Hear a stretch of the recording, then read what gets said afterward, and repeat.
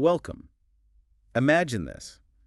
A specific day, Friday, a sacred text, a particular chapter from the Qur'an, and some, well, extraordinary promises linked to both. It's a fascinating combination. It really is.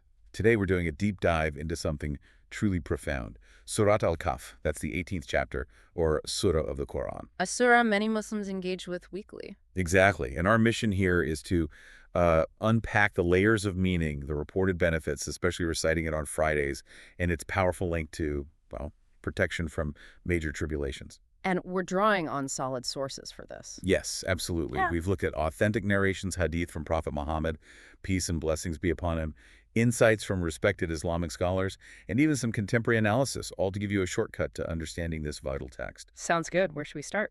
Okay, let's dive right in. The first big thing people talk about with this surah is reciting it on Friday. What's the core promise there? What's it supposed to signify? Right. Well, there's a very direct and frankly beautiful statement from the Prophet Muhammad, peace and blessings be upon him. Abu Sa'id al-Khudri reported it. Okay. The Prophet said, whoever recites Surah Al-Kahf on Friday, a light will shine for him between this Friday and the next. A light between Fridays. Yes, and this isn't just any narration. It's widely confirmed as authentic Sahih by leading scholars. You find it in major hadith collections. So what does this light mean, practically speaking? It's not like a lamp, obviously. No. Commentators explain it signifies profound guidance, spiritual clarity. Guidance and clarity. Think of it like having a sort of spiritual compass for the week. It recalibrates your direction, guides you towards clarity, away from confusion, right up until the next Friday. So it helps you navigate things, decisions, challenges. Exactly. It illuminates your path through whatever the week throws at you. It provides that continuous source of insight. When you're facing dilemmas, maybe temptations. That light, that clarity, helps you see things as they really are. It helps you make choices aligned with, let's say, deeper wisdom. It's like a constant inner illumination. That's a really compelling idea, like a built-in spiritual GPS for the week. That's a good analogy, actually. Okay, so beyond this weekly light, this guidance, the surah gets really interesting when we talk about end times prophecies, specifically protection from the Dajjal. Ah, yes, the Dajjal, a major figure of deception in Islamic eschatology. A very significant figure. So what is it about this surah, or maybe specific verses, that offers protection against something so powerful? That's a crucial point.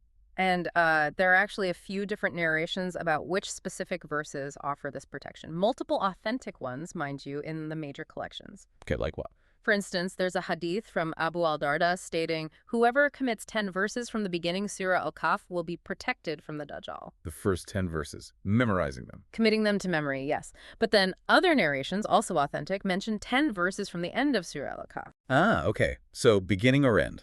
Well, there's even another variation from Tirmidhi mentioning 3 verses from the beginning. 3, so it varies a bit. It does, which is why the recommendation often emphasized by scholars is, perhaps unsurprisingly, to learn both the first 10 and the last 10 verses. Covering all bases.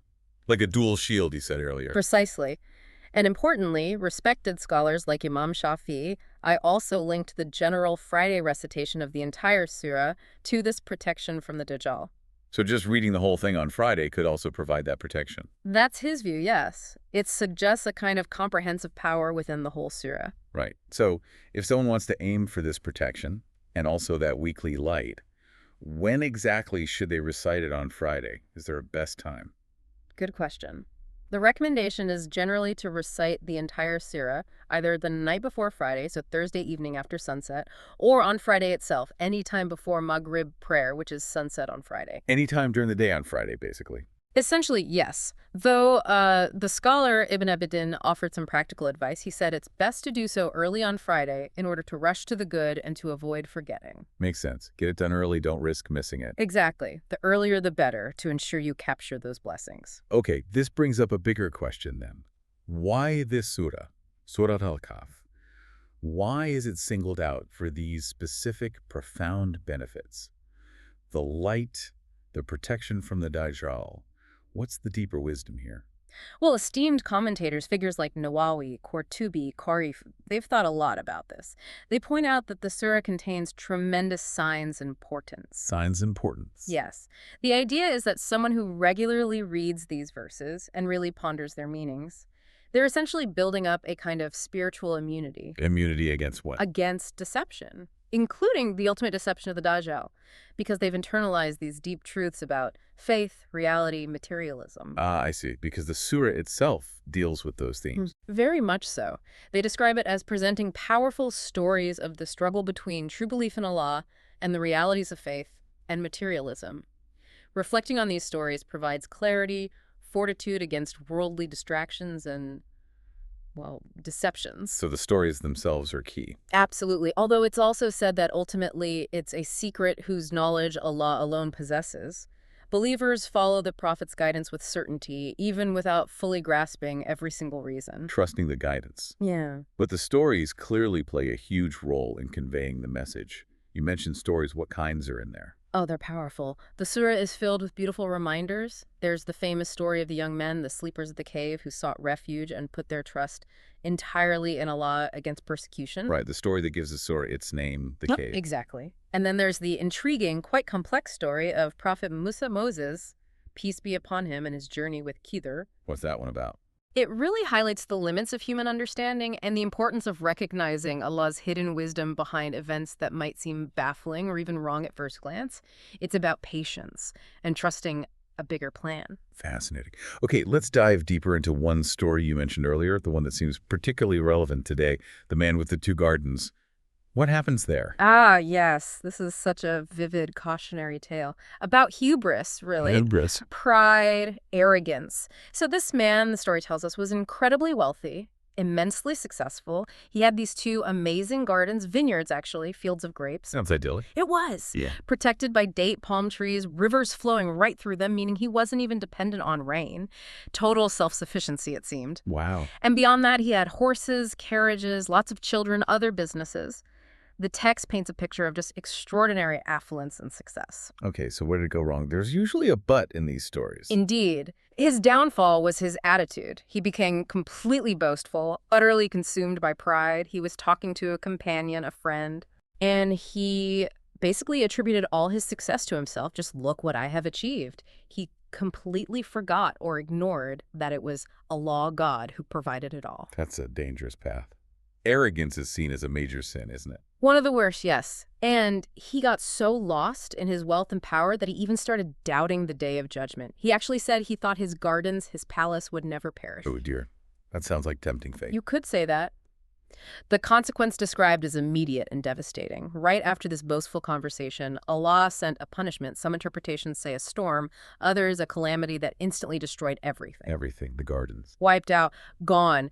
He went from having this magnificent, self-sustaining estate to absolutely nothing. Just rubble. Wow. Instant ruin. And the story says he wrung his hands in regret, realizing his arrogance, his folly. But it was too late. The blessings were gone. That is a stark reminder, a very powerful narrative. Yeah. So looking at this man, his success, his fall, what's the core lesson for us, for you listening right now, navigating your own successes, big or small? I think the core lesson is just critical. As we accomplish things, whether it's career success, gaining knowledge, building a family, accumulating wealth, we must always attribute that success back to Allah, to the divine source. Stay grounded. Exactly. Be grateful. Constantly remind ourselves that our talents, our opportunities, our achievements, they are blessings.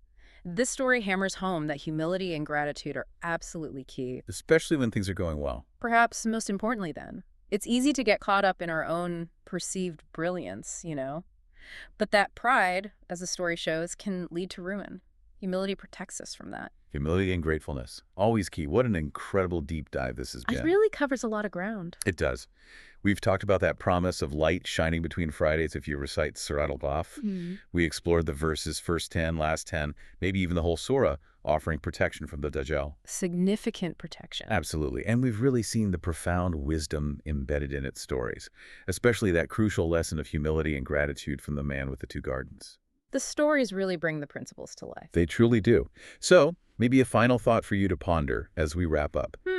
Well, Perhaps consider this. Given the kind of transformative power we've described in these narrations and stories, how might actively seeking out these kinds of profound lessons from sacred texts like this one shape your own journey, your own path of gaining knowledge and cultivating gratitude? That's a great question to leave everyone with. How can engaging with this wisdom change your perspective? Definitely something to think about. Keep exploring, keep questioning, and keep diving deep into knowledge and understanding. Until next time.